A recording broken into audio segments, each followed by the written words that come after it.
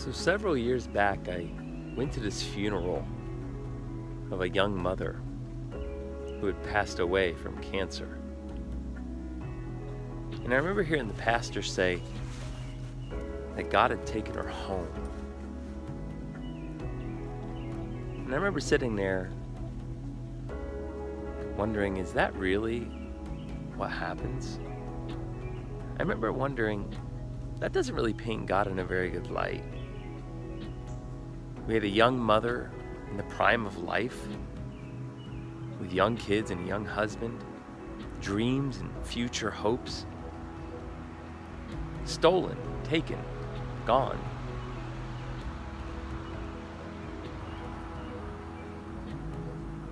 It seems to me like it's a comforting thing when we say that God takes someone, or God is in control of things in such a way that disasters are attributed to Him.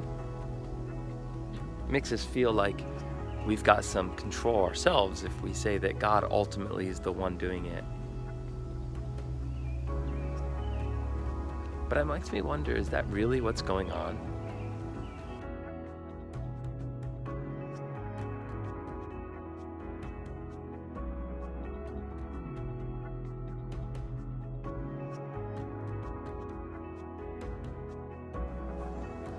I mean, think about what the Bible says. The Bible calls death the final enemy. The final enemy. And Jesus never ever approaches death like it's something just to be accepted. I mean, think about Peter's mother-in-law, the centurion's daughter, Lazarus. Every time Jesus approaches death with the perspective that it's bad and that it should change, it's not the way it was supposed to be. He never ever approaches it like God is in making some decision, like God is making some choice to end someone's life, to bring them home, to make them an angel in heaven. It's almost like Jesus acts like death is an enemy, that death is a occupier, an invader. And Jesus invades the world to deal with this invader. And He deals with it by taking death at its throat and rising from the dead, emptying the grave. That's what Jesus did. See, I think when we take the perspective that we're just supposed to resign to the fact that this is how life is, we do the opposite of what Jesus said.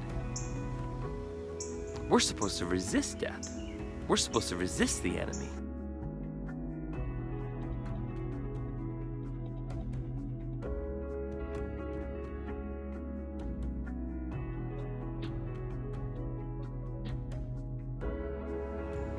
Well, then the question comes up, how do you resist death?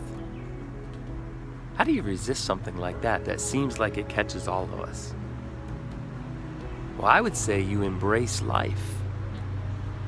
Where normally you would speak death words, you speak life words.